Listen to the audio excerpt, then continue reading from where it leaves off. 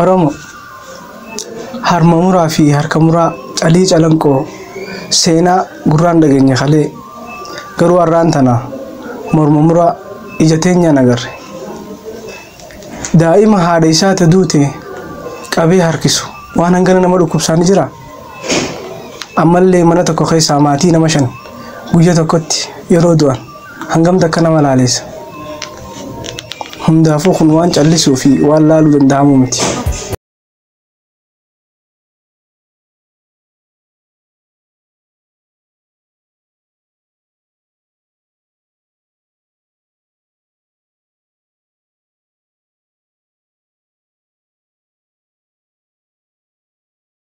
Obboleeyyan khayyaa.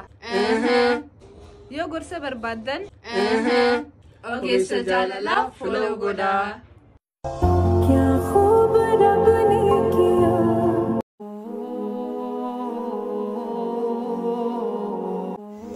Miidhama hedduu miidhamuu dandeessa.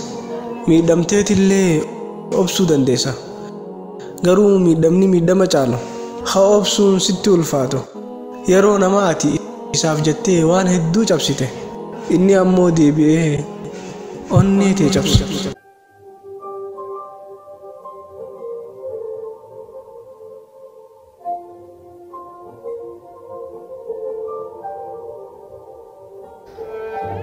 Ani kaniin si kabajuuf fuula sirra barbaada takkaahuu dantaa addaa sirraa qabaadhee osoo hin taane akkumaan si kabajutti nama hunda kabaja. Kaniin nama hunda kabaju faayidaa addaa qabaadhee osoo hin taane tarbiyaa xiqqeenya irraa haadhaaf abbaan kiyya itti na guddisan.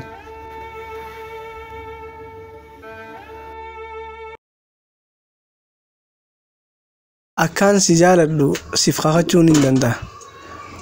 Onnee tiyya keessaa bakka guddoo akka qabdu lallabee siif himuu hin danda'a. Garuu haadha mana kiyyaa akka taatu siif kakachuus baallamaas siif seenuu hin danda'u. Maaliif ni beektaa? Hireen qooda Rabbiiti. Osoo nifiin nama hiree san murteeffachuu danda'u ta'e haadha mana kiyyaatiin si godhadha ture. Garuu hiree sanaan hin murteessu. Akka haadha mana kiyyaa taatu Rabbiin kadhadha. Hin ta'u siin jaan. Warri taa'ee odeessu waan itti mul'atu odeessan malee mul'ata hin qaban. Ati abdii qabaadhu murannoon hojjedhu ni ta'a ji'iiti itti agarsiisi. Obboleettiitii cabaa nan cabeef na caalaa laalatta. Obboleettiitii rakkoo namuu deddeef na caalaa rakkatta. Obboleettiitii rakkoon addunyaa silaa hundaaf garaan laaftu gaafa rakkoon rakkoo caaltu simii dhabde tokkollee if biraan agarra. Obboleettii jechuun obboleessa hin qabdu. Obboleessaatu obboleettii qaba malee. Irraa dhaloota malee abbaan mukaalaati.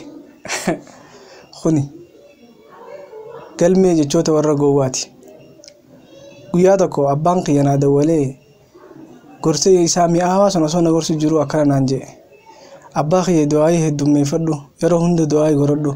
Yooniif ati duraan hawwiin ta'e tulluu taate du'aayiin garuu gaara sii godhuu dandeessi. Hawwiin ta'e yoo haroo taate guddistee bahara guddaa siif godhuu dandeessi. Kanaafuu yeroo hunda du'aayii godhadhu jee na gorse. Rabbi umrii isaa dheeressu baabaa kiyya.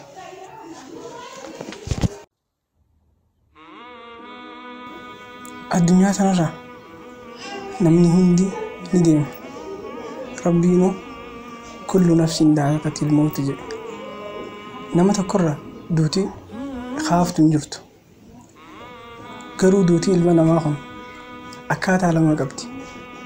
Namoonni garee jireenya mataa isaanii qofa jiraatanii lubbuma isaaniitiif jiraatanii addunyaa tanarraa deeman. Namoonni garee ammoo tasaanii dhiisanii jireenya isaanii dhiisanii ummata isaaniitii fi hawaasa isaaniitiif jiraatanii du'an. Duuboo namni hawaasa isaatiif du'e yoomillee hin duune qaamaan du'e malee seenaan isaa dhalootarraa dhalootatti dabra. Hundaafuu namootaan seenaa addunyaa tanaaf seenaa babbareedduu seenaa dhaloota dabartu dalaganii deeman hundaaf Rabbi rahmataa godhu. Filiis yoomiyyuu taanaan bakka fedhetti taanaan jecha hin danda'u hin fayyadamiin. Sababni isaa akka ati namaa gad taatu si godha jechi kun.